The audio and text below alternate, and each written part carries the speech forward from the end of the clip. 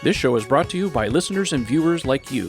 EvanX.com Tesla accessories, our TeslaOwnersOnline.com community, and our Patreon supporters at patreon.com/TeslaOwnersOnline. All right, folks, welcome back to another episode of the Tesla Owners Online podcast. I'm your host, Trevor Page. Today is June 3rd, 2021, episode 104. Don't have a show title yet. And I have a couple of guests with me. I have my usual Ian Pavelko, who's with me. How are you doing, Ian? I'm doing very well. How are you? I'm good. You're sporting a few days growth there. What's going on? This is me working from home, being lazy. I'm down to shaving twice a week. That's how bad it's getting. You sound like Bev. I only shower twice a week now. I'm like, okay. No, we haven't gone that far, but yeah, the shaving thing is kind of optional these days. Awesome. And for the first time ever on our show, we have another guest who's joining us, and you might know her as Kim Paquette. Actually, that's her name. She's on Twitter. Thanks for joining us, Kim. Yeah, thanks for having me. You know, we don't have enough female representation on the show, and I couldn't think of a better person to fix that dry spell. So I thought I'd have Kim on, and we'll talk about Tesla and stuff. But Kim, before we begin, you're in the airline industry, and you just got back from a trip. And tell us a little bit about that, because you've been off of work for a little while because the industry's been suffering, right? Yeah, I was on voluntary furlough for a little over a year. It was 445 days between trips. Who's counting? I know. I asked Siri, I'm like, this is a long time. Like, how many days was that? But anyway, yeah, so I just had my first trip back today. I just got home like an hour ago. And that's dedication. Thank you. Appreciate that. Yeah. Wow, yeah. It would have been earlier, but it was rush hour. Yeah, I'm based in Boston, so I had to drive 85 miles to get home. But anyway, yeah, I laid over in LA, and I met up with a Tesla owner that I've known for years from the forums and stuff. We've met many times when I go out there on layovers, and yeah, it was great. It was like an easy trip, and all my passengers were wonderful. And yeah, so I'm glad to be back. I was ready. I was kind of wondering because, you know, I was thinking about you today because I did see that you had posted a picture where you're in LA, and then of course you just posted another picture there still in your uniform. Mm-hmm. And I thought it was kind of interesting because, you know, this COVID thing is going on, you know, for a long time now. And I'm just kind of wondering what it's like. I mean, being furloughed for that long, is it like riding a bike? You just kind of get back on the horse and off you go, or? Yeah, it was actually easier than I thought. I had a similar amount of time off after 9/11. I took a voluntary furlough after 9/11, and I felt like that time coming back, it was harder because there were a lot of new things. Like, there are a lot of new things now, like people wearing a mask. And that was about to ask you, because it's funny because I was going to ask you this question, and I was actually going to bring up 9/11 because you've been in the industry a long time. Yeah. And I'm kind of wondering if it was kind of like along the same things, because we saw a lot of changes in the airline industry after 9/11. And now with COVID, I mean, you get a mask, there's a lot more cleaning involved. I mean, have you noticed a lot of changes? You know, there were a lot more changes, but things are starting to very slowly get back to normal. Like, we serve drinks, whereas a month ago we didn't, like that kind of thing. And so, like, I kind of missed like the worst of the differences. Yeah. But we are still, you know, we're not serving food. We're very limited service, like not in the aisle and in face to face with the passengers as much as we normally would be, which is kind of weird because, like, there's nothing to do. You know, I kind of feel like yeah, it's true. You know, and it's boring, you know, because of that. But anyway, yeah, I mean, the mask is obviously the big thing. And I'm really hopeful that isn't going to be that much longer, because I don't like wearing it. I don't like telling people that they have to wear it. Yeah. I mean, I do, you know, but I mean, it's just like, I don't like to, I'm like the easygoing person. You know? So I don't want to be the mask police, you know, so yeah. I just want this to be over. But yeah, so I hear you. Great to be back though. And like, for me, I'm like a rambler. Like, I can't stand staying in the same place for too long, which is why my job is perfect for me, because it gives me that outlet without having to like spend money on a vacation every other month, you know? So, But that's why I did the road trips when I was on my furlough, because I needed to change the scenery. Yeah, I'm glad you brought that up. We'll give you a chance to talk about that a little bit later, because we want to hear about your road trips, because I know you just got back from another one before you went back to work, and we're very curious to hear about that. Mm-hmm. So having said that, I think we should jump in. We'll do some Tesla news, and then we'll give everybody a chance to talk about whatever the heck they're working on, and then later on in the show we'll talk and answer viewer and listener questions. For those of you who submitted via Twitter, thank you very much. Listen, if you're a first-time listener to the show, we appreciate you're here. If you want to submit questions, just watch my Twitter feed. You can go to Tesla Owners Online and watch on usually Thursdays, because that's when we record, and we put a questionnaire, Google form that you can fill in if you want us to answer any car or Tesla related questions or marital advice. No, that's bad. We do it all. Yeah, we do it all. One-stop shopping. All right, I'm going to share out my screen here so you guys can follow along what I am going to be talking about here. I'm just going to pick this one right here. So our first story comes courtesy of our friends at Teslarati. And look, we're seeing the first evidence. Hold on here. I'm going to just fix this up here a little bit. Yeah, first evidence of the Semi megachargers that are going in. This one's actually going in Frito-Lay in Modesto, California, which is... well, it's a long way from us. But anyways, I always thought that this would be the first indication that the semis are almost imminent, because without these chargers, makes it difficult. Now, Tesla has been testing these semis now for the last 3 or 4 years, and they have an adapter that they bring with them, and they don't like you taking pictures. But anyways, they plug into 2, 3, sometimes 4 chargers to get these things going. So anyways, the fact that they're actually building these tells me that we're getting close. Now, I have a Twitter follower who's like next door, and he said that he's going to keep me up to date on construction plans. So it looks like they've got vehicles there, and they're almost ready to start construction. So we'll keep an eye on this, and as progress happens, I'll be able to share some information. Now, according to the article here, Frito-Lay has about 15 trucks coming. They are a subsidiary of PepsiCo, which is, of course, they own a lot of different companies. Pepsi's reportedly ordered over 100 different Tesla semis. Actually, in Canada here, we have quite a few. Like Walmart's ordered a bunch. Loblaws, which is a large grocery chain, has ordered a whole bunch of them too. So anyways, I can't wait to see these things. Any thoughts on this, guys, before we move on? I mean, this is just a quick informational thing. I don't know how much, I mean, it's not really in our wheelhouse, really, because we're more car people and stuff, not so much semi-truck drivers, but apparently we get to somehow, someday, maybe race one of these things around the track, because that was one of the referral awards, right, that we haven't seen happen yet? Yes, one of many that have yet to present themselves. But yeah, I hope we do. I mean, what does that really cost them in the end?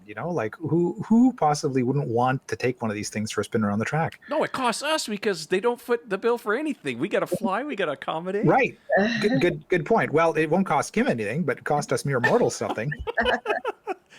Anyhow, I thought it was interesting to bring everybody up to date on that one. So anyways, okay, the latest thing that's also happened, of course, this one's courtesy from our friends at Tasmanian, that Tesla has registered some trademarks for running a restaurant business, 50 style diner. Now, Elon had tweeted about this back in 2018, January 6th to be exact. Here's the tweet. It says, "I'm going to put an old school drive-in, roller skates, a rock and roll restaurant, one of the new Tesla Superchargers in LA." Of course, that never happened.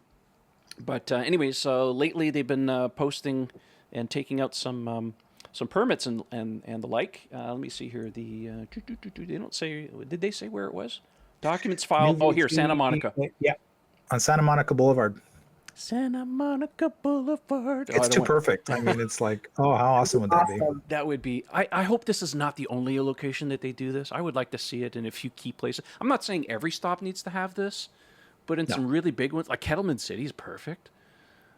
Yeah, any of the mega locations, when you have 40 or 50 stalls, it makes perfect sense. I think Kettleman in a lot of ways was kind of like the genesis for some of this stuff, right? Because they put a barista in there. I haven't visited it. I've seen lots of pictures. Lots of friends have seen it and stuff. But this would be really cool. Maybe the old A&W, the girls used to come up and give you the food and stuff. And that just doesn't happen anymore. I think it would be pretty cool. It's just a different way of doing things. And I mean, I can't think of any other company would do anything like this. I think it's awesome, and as soon as it's open, like I'm bidding an LA layover, and I'm going to go to it. I thought you might change careers there, Yeah. Yeah, sure. I don't have an article for the next one here. I want to talk about the lumbar support situation. Lumbar gate. Lumbar gate, yes. Everything's a gate these days. Yes. All right. So for those of you who are not aware, maybe do I have an article? No. Okay. Anyways, so Tesla has removed the passenger side lumbar button and mechanism in the passenger seats for S's and Y's. Or no, threes and Y's, sorry. And anyways, apparently there's a shortage of parts and it's affecting the whole industry, and Tesla's not immune to this. So anyways, Elon went on Twitter and said, yes, we had to remove it. Material costs are all actually going up too. So this is, representative of why Tesla's been increasing the prices. He also went on to say that they have data on this and said that very, very few people actually used it. And I have to admit, it's a set and forget kind of thing. I know on mine, even on the driver's side, I've set it and you forget about it, that it's even there. Passenger side, I don't think my wife's even never touched the button. I mean, what I think about it is like for the driver, you do set it and forget it because you get where you're comfortable, and then that's it. You're done. Unless there's something else going on with your back and you need to like adjust it frequently. I don't think that's something that you would need to mess with. And for a passenger, they're not typically in the car unless you're like road tripping for like long durations of time maybe. And so it's not required, but I don't use mine at all. In fact, mine was on, and when I was on my road trip last summer, my back started hurting me after driving for a while, and I figured out it was because whatever position it was in, like was bothering me, and I took it off completely. So I don't know. I mean, I guess some people are really upset about it because it affects them, but like they need it, but yeah, and there's certainly a case for that. I mean, if you look at the competition, BMW, for example, have been, and I've seen some Monroney stickers recently that they're suffering from the same thing too. The difference, though, is that they're giving $175 credit, and it's actually right on the sticker itself. It says 175, like lumbar support not available, and we'll give you a discount on it. So yeah, but I understand. Like a lot of people, you need it. I mean, on the passenger side, maybe a little lesser to an extent. Right. Not to say that it won't ever come back. Maybe when the part's available, magically it comes back. Well, we've seen it happen before, right? Remember was it the SR Pluses a few months ago, maybe even last year? They took the auto dimming mirrors off, and then now they're back again. Yeah, that's a good example, right? I didn't know that. What Tesla taketh, Tesla can giveth too, right? So anyway, enough about lumbar gate. It's not that exciting, but anyways, our next article is talking about NVIDIA. Or is it AMD? AMD. All right, here it is. Let's listen to the presentation here real quick. So AMD, you might be surprised to learn the next place you'll find RDNA 2 graphics. It's actually on the road in the electric vehicle market with the new Tesla Model S and Model X.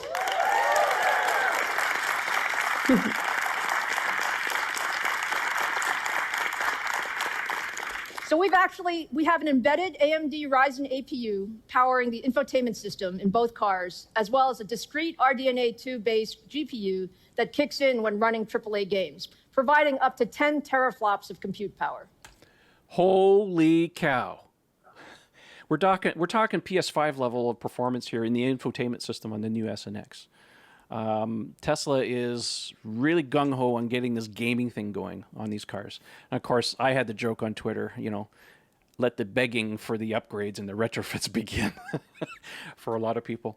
What do you guys thought? I mean, in some ways, I remember my Model X, the MCU was powered by a Tegra 3, and it was pretty slow, especially when Tesla just kept piling on the features. And of course, we didn't get all the latest games and stuff. And I never really lamented the fact because I don't play the games in the car, so I don't really care. But things like using the map is a pretty common thing. I never use a web browser either, so I was very happy in the Model 3. I mean, everything's nice and snappy as far as that's concerned. Like, again, I could care less about the games. But again, they've been piling on more and more features now. So, if I supercharge or I'm waiting for my wife to go grocery shopping, I hop on YouTube, and it's just like now it takes almost a minute for the damn thing to come back up again. Wow. So I don't know, I'm sure that this will solve the problem, but I mean, how much more are they going to throw onto the car to bog it down again? Do you guys find yourselves using the entertainment features in the game sometimes? I really don't. I mean, on this road trip that I just did, I didn't I had used Netflix when I was on my long one because I was watching a show like Lost, actually, finally. Lost. I know. I was like the last I gotta person. watch that show again. How many hours? It's 167 hours worth of watching shows. And it was great. I loved it. But anyway, but yeah, I don't really use it either. But honestly, part of it is because the browser isn't as fast as my phone, and so it's easier to go ahead and use my phone. And I don't play games, but I have had kids in my car play them, like my friends' kids. Beach Buggy, they like that one. Yeah. But I think it's cool, and what I love about it is it just shows like how like far ahead thinking Tesla is compared to the OEMs. Like, they're having a hard time with just basic software lagging. So I mean, it's just ridiculous how far ahead they are in the software game. Well, obviously they put a lot of weight on the entertainment factor, and of course the S and the X's now have that secondary screens now for the passengers in the back. So obviously something has to give if they're going to be doing that. But it points in the right direction. What's that? Just to interrupt real quick, I mean, when it's robo-taxis and you're going to really be using the entertainment, these things are going to be a lot more important, aren't they? Well, provided the robo-taxi thing happens. We'll talk about that later. I don't know, Ian. Not willing to upgrade? No. What, to an S? Are you kidding? I mean, the Performance 3 was about as far as I could stretch it. I mean, I'd kill to have a Plaid S. I mean, oh my God. Well, we'll talk about some of the numbers that have come out, I guess, next. But we are. Man alive. No, this is not something that I think it's cool. I think it's long overdue that the S and the X needed a more powerful infotainment system. So it's great to see them get some love in that department. But that's the last thing on my list I would upgrade for. To me, at the end of the day, it's always about the driving experience of the car. Like I'm that guy far, far to the left of the average Tesla owner, where it's like, if you took away my autopilot, it's like, it wouldn't kill me. It wouldn't drive a stake through my heart like it would most owners. So anything else in the car, to me, is a bonus. And sure, the infotainment, I think, in the 3 works satisfactorily for the amount of times that I use it. I got no qualms with it. So am I going to have AMD Ryzen Embley? No, I don't think so. Okay. I should do a poll. People love polls on Twitter. Yeah. Oh, for sure. Yeah. All right, let's move on. Well, we had some breaking news. And apparently on this podcast here on Spike's Car Radio, I'll put a link in the video in the podcast description. You guys can listen to it. Mr. Jay Leno had an opportunity to witness himself a brand new Tesla Model S Plaid doing a quarter-mile run at the Famosa Raceway in Bakersfield. And it set a new world record. The quarter mile at 152 miles per hour, 9.247 seconds. Now, I say this as a world record because there was an official present from the Hot Rod Association, and I'm going to bring up some specs here. According to the Wikipedia article, let me see here, 0 to 60, 1/4 mile. Fastest car up until recently was a Bugatti Chiron Sport 2018 model, did 9.4 seconds at 254 kilometers per hour, which is 158 miles per hour. So now we have a new world record, folks. It's a Plaid Model S. How's about that? And we haven't even seen the Roadster yet. No, and what's incredible is the numbers, they were like within hundredths of a second of what Tesla quoted initially at doing. I mean, they were so bang on the spec, and this was just, Jay lining the thing up at random course and going for it. And I mean, how incredible is it that it's like literally within a hair of what they announced it was going to do. And remember, the next car down the list is a Porsche 918 Spyder, very limited edition. We're talking multi-million-dollar cars here, folks. Yeah. It's crazy, like the value for, if that's what you're into, you can get the best for, I mean, it's just, it's amazing. We're getting very close to the hardcore smackdown. I mean, if this is not it, I don't know what is. I mean, maybe when the Roadster arrives with the SpaceX package. Yeah, now we're going to start to see numbers that sort of on paper defy physics. I mean, after that, you're getting into like top fuel cars. Well, I mean, we're talking 0 to 60, at this point, 1.1 seconds. We don't know what the quarter mile is going to be, but I mean, they did 8.8 in the prototype. So, the SpaceX package is certainly going to beat those numbers. What they are finally at the end of the day, we don't know, but I'm pretty confident they're going to beat these numbers. So anyways, there you go. Those are the latest news on the Plaid Model S. And again, this information plus the Ryzen is kind of stealing Elon's thunder in some ways, because they're going to have the delivery event on June 10th. That's next Thursday. And then they're gonna lay the cards on the table, and we're gonna see a lot more. There's a lot more in this car than they've actually talked about. I'm pretty darn sure of that. I mean, other than the oak steering wheel, there's quite a bit more stuff in this car. I have a pretty good feeling. So anyways, for those of you waiting for the S and the X, I know it's been a long wait. It's been over 6 months, but I think for some of you it's going to be really worthwhile. I'm looking forward to being able to do a review on it. I have one of my customers here that's been waiting for like 6 months, and he says, man, as soon as I get the car, I'm driving it over. Thank you. All right, let's move on here. We're kind of chugging through some of this stuff. All right, we're going to talk about Cybertruck because Tesla has started filing some patents on the Cybertruck. Now, the way I read this, and I'm not an expert on this stuff, but when they start filing patents, that means that the design is finalized before they go into production. They're starting to protect their intellectual property. So there have been a number of different patents that they filed. We're going to focus on 3 of them here. The first one that got my attention was the patent on the tonneau cover. This is the rolling cover that's built into all the Cybertrucks. And as a closet engineer myself, I like to look at these things and see how they've done it. And one of the things that I always thought that was going to be interesting is, how do you protect the crevices or the hinge areas on these slats when it rolls up and rolls down? Well, I happen to catch this particular figure here in the patent filing. And it is a special aluminum extrusion that they're doing. So this is not just square tubing here. This is very special. The hinges mostly in one direction, a little bit in the other. But what's interesting is, if you can actually zoom in on this, you'll see part number 440. That is a longitudinal weather seal. So as the unit flexes and stuff, this weather seal stays in position. And it keeps the stuff from getting into the hinge area. Matter of fact, the hinge is actually set up in such a way that it actually prevents a lot of the dirt ingress into the actual hinge area. I didn't really look that much further in there. I mean, there was some talk in one spot about doing the solar panel thing. That is something that Elon had hinted at that they were going to do. Again, it's not shown in this particular diagram, but if I was an engineer, I think the extrusion would be a little bit different, a little bit of a cavity on the top, so you could put the little solar panels in there. Anyways, the other thing that's interesting is how it actually rolls up inside the body. Now, I knew this based on lots of diagrams that I had seen before, but basically the tonneau cover rolls up past the back window and rolls up in a drum. It's about a foot square between the battery pack and the area. Matter of fact, I don't have a picture here, but there are pictures of the vault in the bottom of the at the back of the Cybertruck, and you can see there's a little angled panel at the back, and that just kind of covers the tonneau cover. Some people were actually telling me on Twitter, like, what if it rolls up and you actually manage to get some dirt in there? And I said, well, I don't really know, but I would factor that maybe Tesla would build a little access panel in the bottom of the car. Maybe you could open it up and hose it out. I don't know. We'll see what transpires there. So that's what I thought was interesting. It's fully motorized, obviously. And I know some people were asking about, the possibility. Of course, our friend Mike at Tesla, at the Cyber Owners Club, was hoping that the back wall of the Cybertruck might be able to fold in so that you get full access to the back. Obviously, with a tonneau cover like this, I don't think that's really happening. Who knows, in the future they might do something.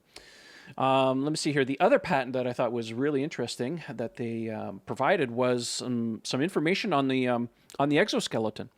Now, this is lots and lots of patent, and I don't expect anybody to read all this stuff, but I'll bring up some diagrams that I thought were interesting. Are you kidding? I'm reading every page of this morning. You are. I can't expect the viewers to do it. Anyway, so there's some prior art in here that shows the rough outline of how people usually build doors, including Teslas. So you have a sandwich of inner structures and a crash bar and the parts that motorize the windows, and you have the outer skin and then some trim and all these other things.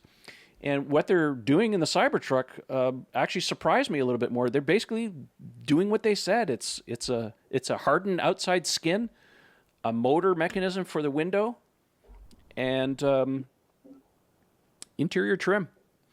So the door lock mechanism, the hinges will be bonded to this skin somehow. I don't know how. I always kind of wondered about welding. I mean, I know this stuff is thick, but when you weld, sometimes you get discoloration, right? Don't know how they're going to do that. But anyways, simplifying it, right? And if you think about it, it really explains how they're able to get the cost of the Cybertruck down, because all those extra parts, processes, it's not just the parts, it's the processes to make it. The robots, the workers. The time. Right? The time. So they're thinking quite laterally on that. So I thought that was kind of interesting. They don't really go into much more detail on that stuff, But anyways, links will be all in the video and the podcast descriptions. You guys can check it out. And then the last patent, and this one really caught a lot of people's attention, was a patent talking about some of the new user interface elements. And of course, this is kind of overgeneralized, but all of the images that are in the patent were all related to Cybertruck. So everybody's flipping out. Number one that everybody caught was, hey, it shows 610 miles of range in the top bar. So everybody's thinking that's what it's going to be. Well, again, just remember, folks, these are mock-ups. I actually hope, personally, looking at these, that they actually do it for the Cybertruck. In a lot of ways, that car really demands a new user interface, and it really has to be futuristic. And we got a little taste of it at the Cybertruck event. We got to see some of the mock-ups. I mean, it wasn't finished and stuff. Some other interesting stuff. It looks like there's a diagram in here about the camper, which is the slide-out stove and stuff, and it shows that there might even be a possibility of being able to control the cooktops right from the screen instead of actually having to go outside. So certainly what it looks like, eh? Yeah. So I thought that was cool. There's some other stuff too. Now, this one really caught my attention, right here. This one shows terrain. Now, why would it show terrain? Take a guess. Bueller? Off-road autopilot. Remember, if you look at the images, and I have lots of them here on the forum, there's a camera on the front of the Cybertruck pointing down in the front fascia. So with autopilot and melding of all their vision systems, there is no reason why they wouldn't be able to use that camera to stitch things together to be able to see things like terrain and be able to read it and be able to adjust the suspension dynamically. That's what I got from this. Well, to your point, Trev, there's a few things. Yeah, in order for it to be able to react in real time and raise or lower the vehicle, corner to corner based on the obstacles it's encountering. If nothing else, for a hardcore off-roader, when you get into certain positions, when you're crawling over rocks and trees and things like that, it's nice to be able to see what's happening down sort of under the front bumper, right, as you approach things. So I can see a multitude of uses for it, for sure. This is not unique. I mean, if you look at the GM Hummer, the electric one, it has underbody cameras. Range Rovers have it too, some of them. And then down here they show a picture of what looks to be that crazy camper thing that they put on the Tesla website, and it's real. I actually recognize this building. If you've ever been down to what's the street there on Cato Boulevard where Tesla has their engine Cato Road. Yeah, on Cato Road. Yeah, that's the building. So it looks like they actually built one. And of course, on the diagram over to the right, it says, "Hey, what's this trailer attach? What's that all about?" Well, again, I have detailed files. Right on the website, there are 2 cameras on either side of the license plate. What do you think that's for? Autopilot hitch mode. Yeah. Right? Oh, for sure. So yeah, it's looking really promising. I mean, there's a lot of stuff about the Cybertruck we don't know yet. And yeah. Anyways, a little shot of the media. I apologize for the quality. I mean, these are reproduced several times, so they don't look all the best. Some other people pointed out in this particular screenshot, 20,000 pound towing capacity. I thought it was only 14,000 pounds. Yeah, Tesla sandbagging, right? Who knows? That would be pretty incredible. I mean, that's like serious HD level stuff if that's the actual number that they're going to come up with. This one was interesting. Shows that the truck is charging, and if you look closely, you can see the taillight on the back shows what looks like to be a progress bar. That'd be kind of cool. Oh, yeah. Wow. Yeah. What other truck does that? Ford Lightning? Rivian? I think Tesla's taking some cues here. I'd like to see that. That's pretty cool. Let's see here. What else here? This is potential for a better look at the calendar. There's a button on there that says apps. I know it's really grayed out. You can't really see it and stuff like that. But now there's a thing that's showing weather potentially. So there's some neat stuff on this stuff. Again, you have to remember, these are mock-ups. Doesn't mean that it's final, but it shows in a lot of ways, because they patented all this stuff, shows that they're seriously thinking about it. Mm-hmm. And the idea between when you patent something is to protect your intellectual property. It doesn't always mean you're going to use it. It just prevents others from, pay the man if you want to copy us, right?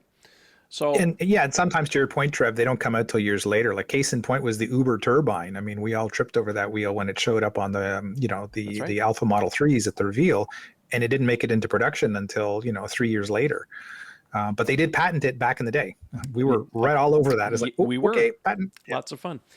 Anyways, I'm just reading it as, I mean, by now, if you look at the timeline as to when they expect to actually put Cybertruck into production, you need lead times. I mean, you don't put your pens down and you start making a car. You have lead times, right? You got to get your suppliers. They got to make prototypes. You got to validate. Then you got to make the production. It takes about a year. So I think at this point, Cybertruck's finished.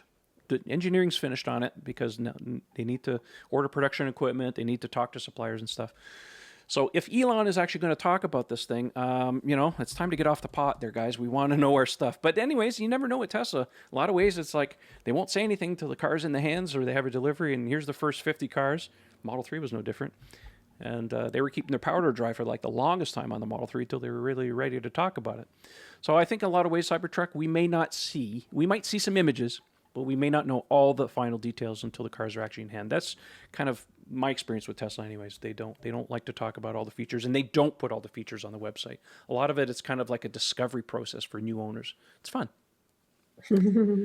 Anyway, so that's what we have to talk about this week. Let me just turn off the screen sharing because we're done with this, and then we can have a little chit-chat. FineLab has a line of protective coatings that were engineered to protect your Tesla's paint, leather, carpet, plastic, and wheels, effectively blocking all those UV rays and environmental factors before they ever get to ruin your brand new baby. FineLab offers a complete line of car care products and ceramic coatings for both the do-it-yourselfer and professional detailers. Did we mention we also have the world's first self-healing coating? Check us out at finelab.com, that's spelled F-E-Y-N-L-A-B, to see the science behind the self-healing. Check out our product catalog and click Contact Us for a free quote from a certified installer in your area. FineLab and Tesla. We were meant for each other. Let's give Kim the opportunity to talk about her road trips and stuff since she's our guest here tonight. You've done, how many road trips have you done since your furlough? Well, in the furlough, only 2. I did a big one last summer, and then I kind of hunkered down like everybody over the winter. Where did you go on that one again? Refresh my memory. Oh gosh, I went everywhere. It was 11,000 miles in the end, and it was 5 weeks. And I went. It was cross country, and none of it was planned. I just kind of knew that I was going to go to Colorado, and I was going to go to Utah and California, but there was no schedule. And I just kind of winged it. I didn't make really any reservations. I just kind of. I noticed you did a lot of camping. Is that something you like to do? I do, yeah. I didn't do all. I liked mixing it up. Okay. I love being in a tent. I love being outside. I love all that, but I don't want to do it every time.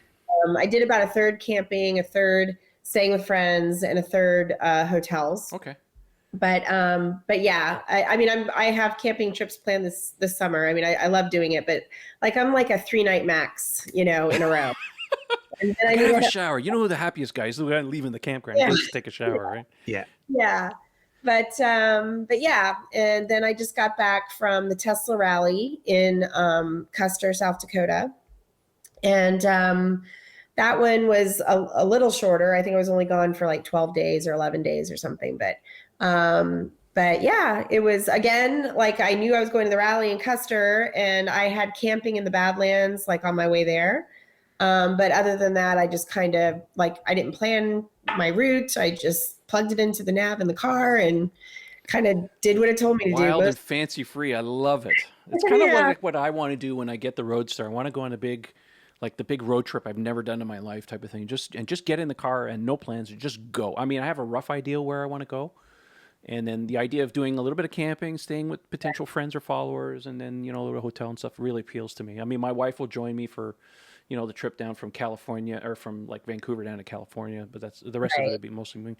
I noticed you stopped at Devil's Tower. That's one of the places that Ian and I hold very dear to our hearts. Yeah. Oh, did we ever geek out? I can't believe we both posted the same GIF. But this means something. It was mashed potatoes. Yes, close encounter. Yeah. I think we're all around the same age. Yeah, so that movie when we were kids was, it was big, and I've thought about that movie ever since. Yeah. So I went to the Tesla same rally in Custer 2 years ago. They didn't have it last year because of COVID. Yeah. And I didn't realize how close it was. And so this year when I was like, okay, when I went last time, I didn't plan on going. So I didn't have a ton of time off, and I kind of had to go straight out and straight and have time to, and I didn't plan either. Like, it was very last minute. This time I was like, okay, I drove through the Badlands last time. I want to camp there and check it out. And I also, like, what else is there to do? And I ended up going to Deadwood, which was super cute, and Devil's Tower, because I didn't realize how close it was. And it was great. Awesome. Sounds like a great trip. Yeah. Yeah, I know. We're all feeling a little bit cooped up. We want to do some trips and get out and stuff. We're just waiting for the borders to open so we can finally get out of this rat hole. Oh my gosh. I mean, my next road trip, like big road trip when the borders reopen, is back to Nova Scotia, because Nova Scotia. Yeah. And I did that road trip. That was my very first solo road trip. And I got caught in a hurricane. Oh, I remember that. Yeah. So the true purpose of that road trip was to do the Cabot Trail. Yeah, I was going to say, if you did that, that's beautiful. No, I was on my way to the Cabot Trail, and Hurricane Dorian was approaching, so I hunkered down in Halifax, and then when it blew through, 80% of the province was without power, including every public charger and the supercharger. Like, all the flow chargers were out and the supercharger was down. But my hotel had a charger, and so I was all charged up. So I had to leave. So I didn't want to, like, hang out and see how long it took for them to reopen the campgrounds and get power back. So I have to go back. Well, when you get ready to do it, hit me up, and I'll let you know some extra places that are worthwhile to see, that are in the vicinity and stuff that you might have not thought of. Yeah, we sure. actually have family out there, so. Oh, cool. Yeah. I also want to put, for any of you out there that don't follow Kim on Twitter, and shame for you for not, one of the best feeds out there, the photography on your trips, particularly this last one, is just stunning.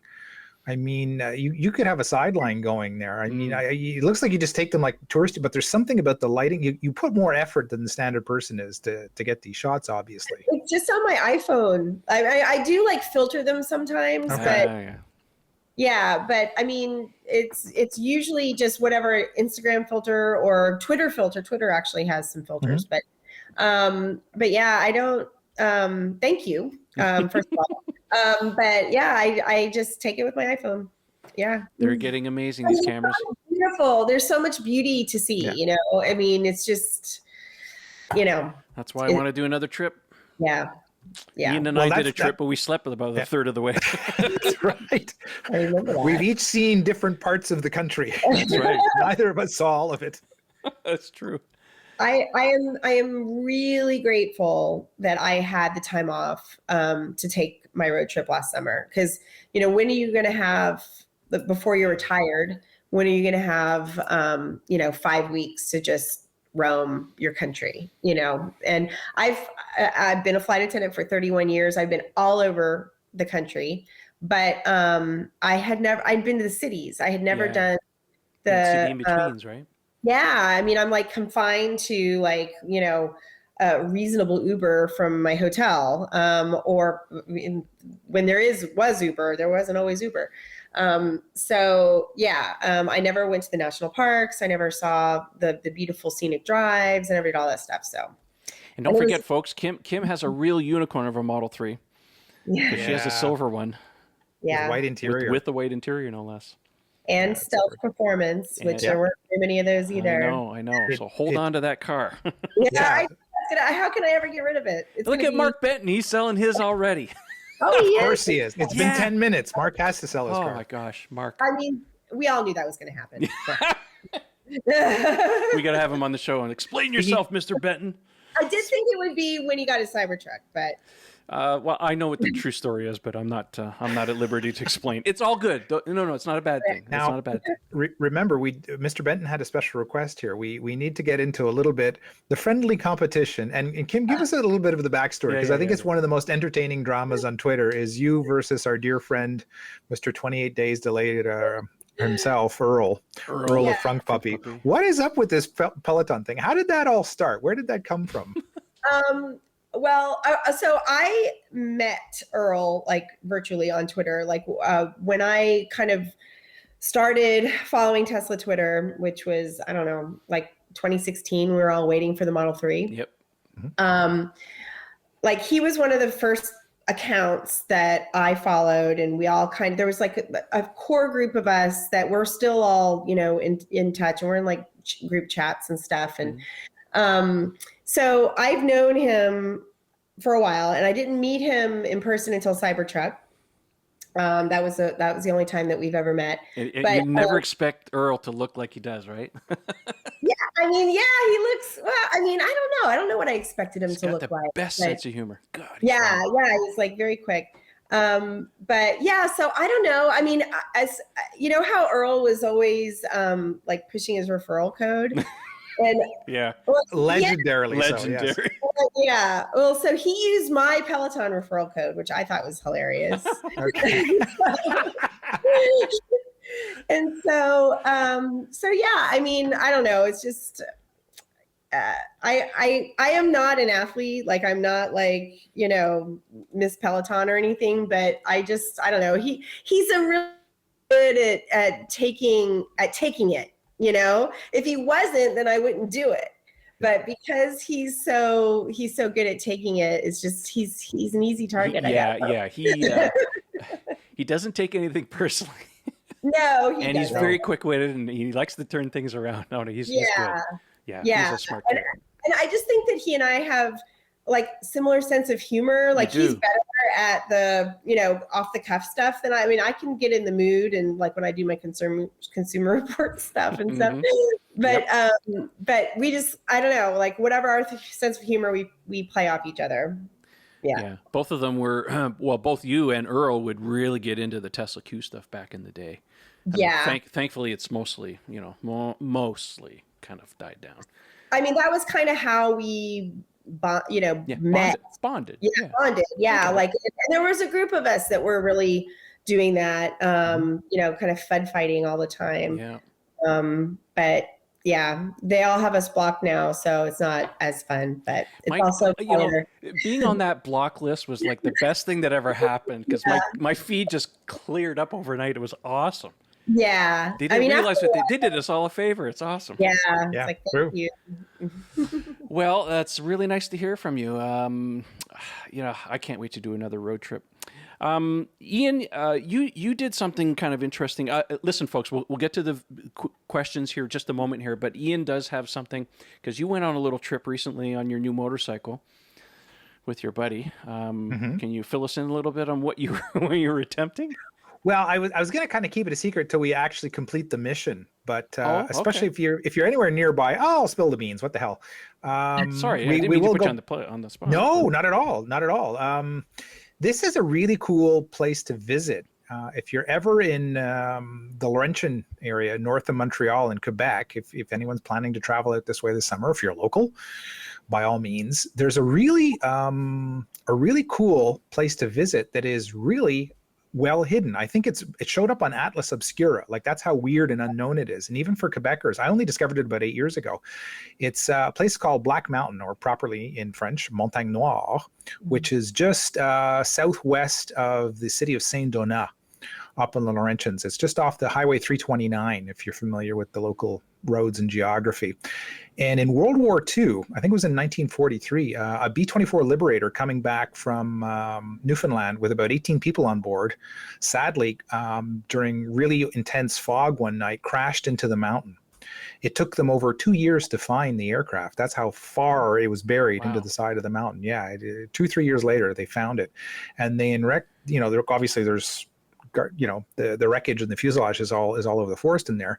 So they put together this nice little shrine as a memorial to the crew that was lost on the side of the mountain there. And normally what you do is if you go up Highway 329, you can find it on Google Maps, just put B-24 crash site into Google Maps. You'll find it fairly quickly. And you'll see the location. There's a little parking lot just off the highway, but it's about a 3-hour hike up the mountain. So you have to be pretty good shape and pretty dedicated because you're talking 6 hours there and back to hike to the site. I am not so inclined. I don't have a Peloton. I am not the least bit athletic. I will ride my horse.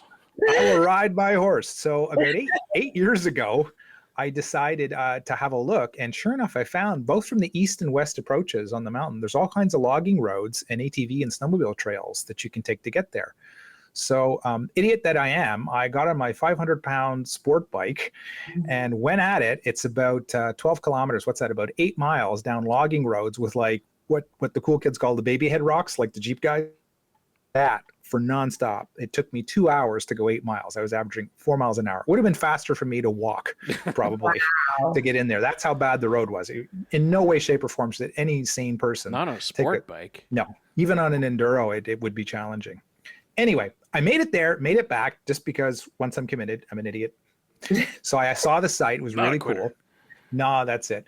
And now that I've got a more trail-oriented bike, the V-Strom, that's got all its guards and the big knobby tires and everything, I thought, oh, let's go back and let's try it again. So, we saddled up a few weeks ago, what was it, a week and a half ago, and we tried to do this. And this time I thought, well, now I've got the off-roady bike. We're going to go like the shorter route from the east side of the mountain, straight off the 329. Well, my first clue that this was a bad idea was when we got there, and 200 yards off the highway, there's this 30-degree incline that was about 200 feet high, and it was pure soft sand. And I'm looking at it going, yeah, this isn't going to go so well. Oh, yeah, and there's a curve in the middle of this trail going up there, yeah. So I just gun it like in third gear, and I make it to the top. Poof, the bike goes over on its side. I go rolling back. Anyway, get out. The two of us haul the bike up. Then my buddy comes up, same thing. Poof, he ditches his. So we spent the next 3 hours going about 3 miles. It was like unbelievably stupid hard. I don't know how many times I dropped the bike into the rocks or into the creek or whatever. I mean, we had to clear the down trees that we had to like pull out of the way to get through. Oh yeah, no, it was complete insanity. Wow. So yeah, so with about a mile left to go, we just kind of looked at each other. There was another one of these super steep inclines, with just loose rocks everywhere, and we thought, this probably isn't going to end well. Considering my buddy had just had heart surgery too in January, Oh, dear. So like he was doing better than me. That's not hard though. Anyway, so the two of us are okay. One of us is going to have to get medevaced out of here. We're going to stop this nonsense now. But yeah, I think later in the summer we'll have at it from the other side and see how it goes. But yeah, I just shout out to anybody, if you're into hiking, by all means. Yeah, please hike it instead. Yeah, it'd be wiser. And faster. Yeah, it literally would be faster, we discovered. But yeah, great place if you want to take the car. And, now that we have such great charging up in the northern regions, I mean, nice daily drive would be to go up maybe to Mont Tremblant, supercharge there. And then it's only about a 45-minute drive heading east to get over to Montagne Noire from there. So it's beautiful, beautiful day to go out, if you want to just tour the Laurentians and stop there. Sounds like fun. Yeah. If you're prepared for it. Yeah. Prepared. Keyword. Right. Well, I think this gives us an opportunity to kind of segue into the viewer and listener questions. As a matter of fact, the very first two off the top relate to FSD. And I thought I would have Kim on because she is in the elite group of people in the U.S. that are part of the FSD beta team, anointed by Tesla, and specially anointed to be able to talk about it on social media. What version are you on right now? Is it 8.2? Yeah. Okay. Yeah, we've had that one for a while. Yeah, I understand because Elon's been talking about this fabled version 9, which is going to blow your mind. We've yet to see it. Yeah. 2 weeks. 2 weeks. Yeah. Yes, that's the Elon drinking game. Every time Elon says 2 weeks, take a swig, right? Exactly. All right. So, anyways, so the first question comes from Cameron. He says, for Kim, in her opinion, is the current FSD beta worth the $10,000 asking price? Current beta. Let's see. I'm not that. I don't think I can answer that question really because because I know that this is temporary and that we're getting the new version like any minute now. $10,000 if it were going to stay like this forever, maybe not. Well, there's a rumor of it increasing possibly to 14,000.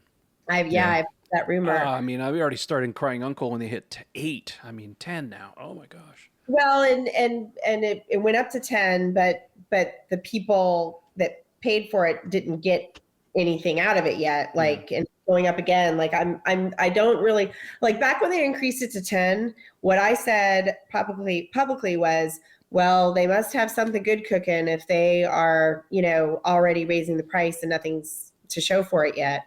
I guess I could say the same thing about 14,000, but it's funny because like doing the testing, I post videos, the car isn't perfect. It makes mistakes. I'm using it in particularly challenging roads, where I live. And so, like in certain areas, like even just in my neighborhood, it's not perfect because I'm on one-way streets and it kind of behaves wonky on one-way streets with parallel cars parked.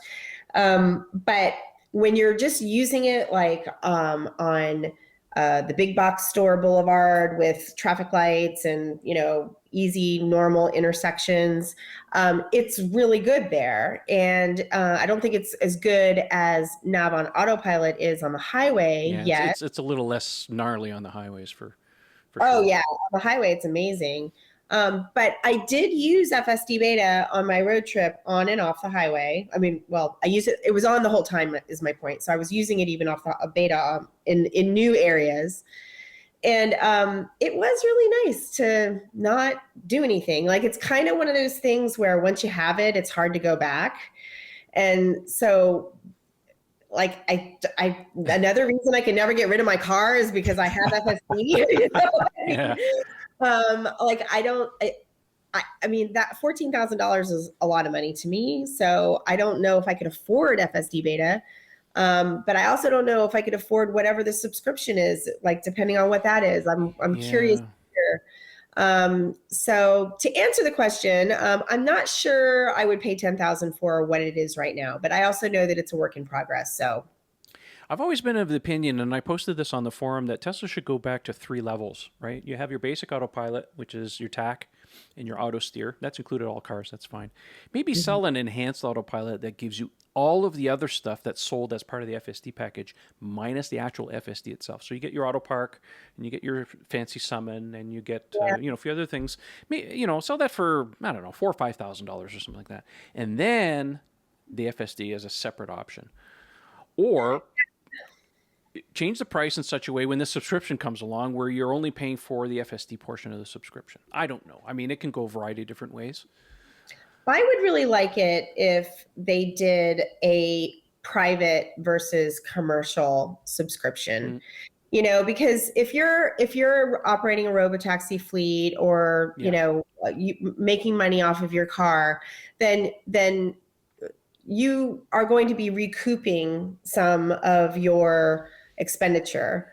But if I want the safety features and the convenience, but I'm just running my kids to school, or I'm just going to the grocery store, or I'm just, doing like regular things, I mean, I think that it would be nice to still be able to have the features, but not have to pay like so much money for it, because I don't feel like a lot of people will, frankly. Yeah, I think we're at the breaking point. It's like, what's the attach rate of this thing at this price, given the feature set and the promise, which has been ongoing now for a long time. Now, I have no doubts that Tesla will eventually get there. It's just like how many more 2 weeks or 2 months, or how much longer is going to be. I know for me personally, because my use case, especially with the next vehicle, which is going to be the Cybertruck, I'm not ordering FSD, because I know from my experience, and I expect it to be the same way as I had it with my Model X, the moment you plug in a trailer, you lose all autopilot capabilities. So why would I pay extra when our plan is to potentially pull a camper? Why would I spend that money on something? And the only time I actually use autopilot is on the highway. I never use it inside of town. But my case is different than everybody else. The question is, though, do you really, knowing that towing is going to be such a huge part of the Cybertruck use case, do you not think that they're going to somehow bake that into the... I'm playing devil's advocate here. Yeah. No, I'm with you. Where we are in time right now, sure, I'm with you. If you had it when you couldn't use it, no, what the hell would you buy it for? But I have to think they're going to figure out a way to make it work while trailering. Well, let's just say that I protected myself because I placed 2 orders for Cybertruck, one with FSD and one without. So my price is protected. Yeah. Nice. Yeah. I'm not convinced I'm going to buy it, but at least I'm protected. Anyways, let's move on here. Second question, again, this is related to Kim's talk about FSD. Is the current FSD beta currently avoiding potholes and debris in the road? It is. I don't think it's really consistent. Like it's not, I've which is seen speed bumps, right? It slows down a little bit. it's very good with speed bumps. Yeah. There have been times when on my videos, I'll be like, oh, I don't know why the car just did that. Like it'll like kind of swerve a little bit. And then one of the YouTube viewers will point out, oh, it was because of that patch in the road. It probably thought it was a pothole. A lot of other I haven't noticed it specifically like avoiding a giant pothole in the road, but other beta testers have. So I haven't personally run into that situation, but others have. So I take that to mean that it's something that's on Tesla's radar. If it's not 100% yet, we get it because it's beta, but it has done it for others. And as for debris in the road, I haven't had it like swerve for debris, though others have. I think somebody's, well, it wasn't debris. It was like a deer or a squirrel or something. One of the beta testers. Raphael saw a cat. Yeah. Okay. Mm-hmm. But I have one of my videos that I put on early on. There was a crow in the road, and you know, crows are pretty big birds, and I think it was like picking at something in the road. And my car rendered it, like the beta rendered it as a box in the road. And it started to slow down, but then the bird flew away when I approached, and then my car kept going. So it saw it and it was starting to react to it, but then the bird flew away. So like, I haven't had it, like I was just on my road trip and I saw a lot of roadkill, but there was nothing in the road to avoid. I see. I was kind of hoping that would happen because I wanted yeah. But documented. Yeah. Cool. So I think it does is the answer. Okay. Yeah. Cool. One more question for Kim, and it's related to robo-taxis. This comes from Go Tesla. He says, does Kim believe that robo-taxis will become a reality this year? If not this year, then when and why? I know it's very speculative, but... Yeah, I mean, I'm definitely not an expert in this area. I can just, you know, I'm just driving my car for, you know, the software. I don't think it's going to happen this year, though, just based on what's happening now. Like, it just seems I would agree with you on that, yeah. Yeah. If I were to like take a complete wild guess, I would say, you know, a couple years is but I know nothing. Like, don't listen to me. Neither do we. Yeah. We've been saying the same thing for the last 4 years. Any day now, any day now. But I do think that it will happen. Like, I think that if it's possible to happen, that Tesla is going to do it. Like, all indications, like if you watch enough videos from Andre Karpathy, who's the head of Tesla Vision there at Tesla, they know what they're doing. And, you know, this latest iteration where they've removed the radar from the 3s and the Ys, there's been a lot of talk on the internet. And for the most part, other than some edge cases, it's actually working quite well. And they are going to issue some software updates to make it even better. Again, this is not something that Tesla flipped the switch because they ran out of parts. It's something they've been working on for some time. I know there's been a lot of speculation. Why are they holding the cars back? Is it because of the radar thing? No. This is something else. This has been planned for some time now. All right. Yeah. All right, let's move on here. Next question comes from Brian. He says, I'm thinking of purchasing a Model Y, but I can't decide between the long range and the performance. Any thoughts on what I should consider when deciding between the two? Also, can you fit smaller rims? Here you go, Ian. Can you fit smaller rims on a performance 18 or 19 inch? He says, thanks. Love the show. Thank you very much, Brian. That's a tough call. You know, the all-wheel drive version of, well, the three and the 3, the performance, you know, the time difference in the acceleration is so close. Unless you really want the bigger brakes and you want the track mode, I mean, which is not even present on the Model Y at this point, I think in some respects, and Ian may feel otherwise, I think it's a bit of a hard sell. Yeah, oddly, I'm kind of with you. It has, you know, somewhat different vibe, the Y. So, you know, if I really wanted a performance car, I'd go for the 3. But I think there's a lot of people that they need the one vehicle. That has to do everything, haul the family, haul the cargo, whatever else, but they don't want to give up the sportiness. And, you know, that's a big segment now. I mean, look at all these AMG Mercedes SUVs, you know, and same thing with the XM series, you know, from BMW, et cetera, the Q, whatever, from Audi. There's a segment now for performance SUVs. So there's a use case for these things. So yeah, I mean, if you want something that hauls a lot of cargo and goes like hell, Sure. I mean, it's, and it's no longer a huge price difference. They've sort of narrowed the gap a little bit, especially since the base and the mid models have been coming up in price, and they haven't touched the performance. It's more or less stayed the same. That's the moneymaker right there. Brian Right, exactly. Actually, Brian also didn't mention whether he was interested in 5 or 7 seat. I know on the Model Y Performance you can't get the 7 seat, so just keep that in mind too. That's a good point.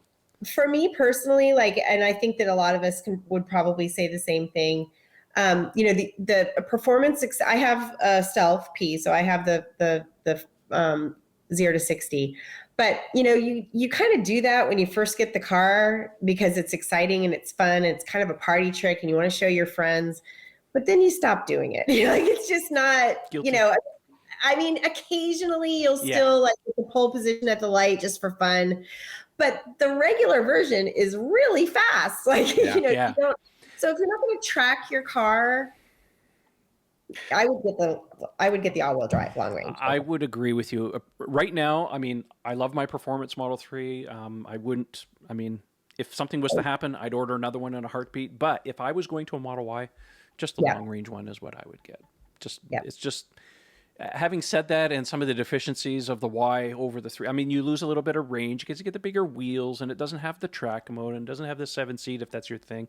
There are some detriments to it. You can buy a spoiler. I mean, it's not the end of the world. Well, I will address the last part of the question because that comes back to the range loss thing, right? The only reason you lose range on the performance model is because of those giant 21-inch Uber turbines with their wide, sticky, very inefficient, high-performance tires. Yes, you can go, as a matter of fact, even with the performance brakes, you can go down to 18-inch. I mean, I have 18s on my Model 3 outside right now with the performance brakes. Trev has them as well. However, I introduce a caveat on Model Y. Model Y, the smallest base size is 19-inch. So even though it has the same performance brakes as Model 3, and yes, you can fit certain 18-inch aftermarket wheels on it, I am loath to recommend it. I actually took it out of our software. I mean, we have wheels that'll fit, but one of the problems is finding 18-inch wheels that have a high enough load capacity. That's a big problem because the Model Y empty weighs about 400 pounds more and has significantly higher cargo capacity. So its total gross vehicle weight is about 20 or 30% higher overall than a Model 3. So any wheel that you took off a Model 3, don't assume that you can use it on a Y. I've said this several times in the show. I want to reinforce that because unless you know that the load rating, and on aftermarket wheels, it's usually stamped into the back of the wheel, the amount of pounds or kilos of weight that's engineered to handle. Unless it's built specifically for the axle ratings on the Model Y, don't use it. So they're a little harder to find in 18-inch. The other thing, too, is if you ever had a problem with the drivetrain, and you roll into the dealership and you're on 18s, Tesla might look at it and go, well, we've never certified this thing to run on 18-inch wheels. And then you're into this whole legal schmozzle about, well, prove to me that, especially in the US, you have excellent consumer protection laws. The onus is on the manufacturer to prove that whatever change you've done is the part that affected and caused problem XYZ.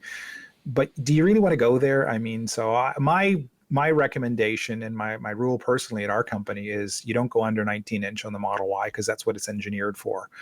Make sure that all the electronic nannies stay happy and that's it. I mean, I've seen people do it. I know people who've done it. We've done some minor testing. It doesn't seem to cause any problems. But just for the sake of keeping everything kosher, I recommend doing 19s. But there's absolutely no problem. They fit. So as long as you got a 19-inch that's engineered for it, and stick with the width, right? They're very wide wheels. They're 19 by 9.5. So again, to retain the proper handling characteristics of the vehicle and maintain the efficiency, stick with a 19 9.5 is my recommendation, and specifically one that's designed to carry the axle loads of the Y. There you go, Brian. The tire and wheel god has spoken. Do not anger him. All right, last question of the evening comes from Matt. He says, I've been thinking lately about the ideal charging stop would look like that. Oh my God, this is a long one. That should be better than a gas station. Oftentimes, supercharging stations can be somewhat inconveniently located and not offer the basic amenities gas station. My idea would be to build a warehouse or a tent, a sprung structure. Thank you for saying that. Close off the freeway where the charging stalls could be inside and protected from the elements. I'd have vacuums and windshield washers and charging stalls, pull-through stations for towing, Wi-Fi connectivity, clean bathrooms, blah, blah, blah. So what do you think? What are your options? What would be your ideal road tripping stop for an EV? Thanks. Wow, that's a long one. Well, I think, to start off, I think Tesla is kind of on that path a little bit. What we talked about earlier in the show about the restaurants. I mean, the Kettleman cities where you got like 40 stalls. They got some new ones in California, they're coming up with 56. And, Tesla, when they build these big ones, they're by amenities, restaurants and the like. So I see them as a path. These are stepping stones, right? They only have so many resources. They can only do things a little bit at a time. But as we mentioned a little bit earlier in the show, the start with the restaurant, I think is a step. It's an experiment. Tesla likes to experiment. Remember when they did the battery swap station at Harris Ranch? Yeah. It never flew. People wanted free supercharging at the time rather than paid. So they dropped the idea. So something like this is another experiment. Whether it flies or not, we'll see. I think it'll be popular at first because it'll be a novelty. How far they take it, I don't know. I think these are all valid points, but how much can they implement given the resources that they have? I don't know. I think that's when you get into large structures that encompass the entire area, you're talking a lot more money to build out, and there's maintenance, of course, that goes with that, and so on, right? Different building. We can't permits. even get the garbage cans for some people to put the garbage cans by the superchargers to be cleaned out for crying out loud. So, Matt's got a great idea, but one thing that's kind of cool is in sort of some of these mega installations now, you have those solar roofs, right, which kind of act like little carports. Yep. You're kind of halfway there. At least you're a little sheltered if it's raining or snowing or whatever. At least you got a little place to walk under, so you're out of the elements. I think that's where Matt was going with this. I assume is like you want to be outside from the weather or inside from the weather when you're charging or whatever. But I think cost wise it might be prohibitive. Kim, you just did a big road trip. What would you have liked to see? Well, I think it would be great if they had like an area. I don't have a dog, but it would be an area where you could like walk your dog. Like a lot of people travel with their dogs, or somewhere where you could like take your kids out to, get their energy out, like a little playground or something like that. Like those are things that people that road trip with families are thinking about. I think they could have like vending machines with merch, like little, they could have some, accessories, like fun accessories for your Teslas. I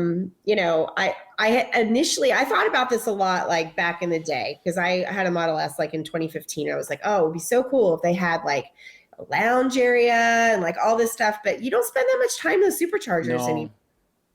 So that's not really needed. You're there for 15, 20 minutes. So what do you need in 15 to 20 minutes? I like the idea of the windshield washing station. Mm-hmm. I clean the bugs off the front of my car. I call, the Model 3 front end is the bug. Yeah. So, so that's what I do at each stop. So I think that that's a great idea, having set up for that. And just really having just a place to stretch. And if they wanted to have food, like maybe even vending machines with food, but high quality, like healthy options, like something like that is what I would like to see. All good points. I just had a flash when you said some place for the kids to burn off their energy. They should have like treadmills or like these big giant human-sized hamster wheels, and the kids could power the superchargers, more green energy. See? All good points. Well, thanks for Matt for submitting that. This is a discussion we got to have, right? And we don't know what Tesla's plans are, but it shows that they're not afraid to experiment. I'm still waiting for the roller coaster at the Fremont factory. Yeah. I was going to mention this. I almost forgot, right? This is my Cybertruck. Oh, yeah. I already took it apart. Well, I'm Frankensteining it right now because my friend gave me a Traxxas, whatever they call them, the RC ones. Anyways, so for those of you who are not aware, Tesla did that $400 limited edition Cybertruck thing, and now they just come out with the Mattel toy version, $100. Literally, the shell on the outside is the same. So this body area here on the back is different between this one and the 400 because it's got the rolling cover and it has the interior. But I ripped out all the electronics.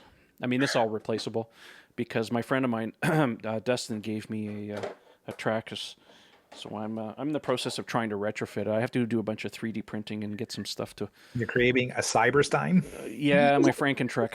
So anyways, I thought I'd bring that up. But anyways, I don't know. I started doing some 3D design today, and I got frustrated, so I gave it up. So anyways, I'll come back to it. But anyways, just thought I'd share that with you. If I had it back together, I would show you guys. It's nothing really to show and stuff. The fact that it costs $100, that's not worth it. It should be maybe 30 or 40, but it is what it is. Ian, you still waiting for yours? Yeah. I was one of the schmoes that ordered it online, and of course, you get one delivered to your door You know by what? somebody You need to finds it check at Toys R Us. You need to check Toys R Us. Yeah. Kim, we still have Toys R Us in Canada. Oh, wow. We They do. didn't go bankrupt this year. Totally missed out on this whole thing. Like whenever Oh, you're not missing much. So because you're out road tripping, I guess, when Yeah, that I thing guess so. came. Yeah. Well, they sold out in like literally 3 minutes, so it was very quick. Yeah.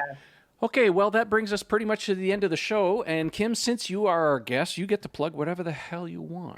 Where can people find you on the internet? Or Yeah, I mean, I don't have anything to sell. You can subscribe to my YouTube, which is I'll put a link in the show for you. yeah, and follow me on Twitter. But that's it. I'm sorry, I don't have it. Next time you better have some merch, because Yeah. Earl's always got the front puppy, and we need the Peloton. I need somebody make me a T-shirt. I'll sell it. Earl, if you're listening, my wife is still waiting for the front kitty that you promised her. Just kidding, buddy. All right, Ian, where can people find you if they want to chat with you? Well, on Twitter, the handle is at Ian Pavelko. At Tesla Owners Online, you can find me under the handle Mad Hungarian. And of course, if you are looking for some Tesla merch, there's always my faithful Mad Hungarian Evolveware, which you can find at teespring.com. Just get on the site and do a little search for Mad Hungarian Evolveware, and it should pop up. Excellent. Well, I guess that leaves me. I'm very active on Twitter. You can find me, Tesla Owners Online. Make sure you check out the forum at teslaownersonline.com. We have lots and lots and lots of members and lots of discussions going on. I also want to give a shout out to our sponsors for this show. That's the great guys at EvanX, who have wonderful Tesla accessories, and the folks at Fine Lab, who make that wonderful ceramic coating. By the way, if you're on the Tesla Owners Online forum, click quick links at the top. We have a forums and accessory sponsors there. We have lots and lots of sponsors, so please make sure you give them some business. Wheels, accessories, Jetta, I mean, they're there. Summit Racing, I mean, those guys are going to go someplace. Summit Racing is one of the biggest names in the industry. Mountain Pass Performance, I mean, they're all there. Please give them some business. We really appreciate it. Every little bit helps everybody along the way. That's it for this week, and we'll catch you on the next one. Thanks for joining us, guys, and we'll see you next time. Good night. Bye. Bonsoir tout le monde.